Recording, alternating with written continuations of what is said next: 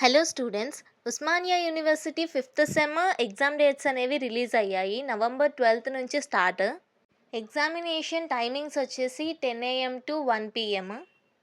ఇది వచ్చేసి బీకామ్ వాళ్ళ టైం టేబుల్ అనమాట. పాజ్ చేసి చూసుకోండి. ఇది వచ్చేసి బీఏ వాళ్ళదన్నమాట ఎగ్జామినేషన్ టైం టేబుల్.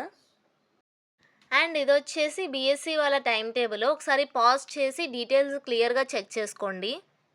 ఇదొచ్చేసి బీబీఏ వాళ్ళ టైం టేబుల్ అనమాట. ఎగ్జామ్ వచ్చేసి 3 అవర్స్ ఉంటుంది. అండ్ 12థ్ నుంచి స్టార్ట్ అయ్యి 24th వరకు ఉందన్నమాట ఎగ్జామ్ అనేది.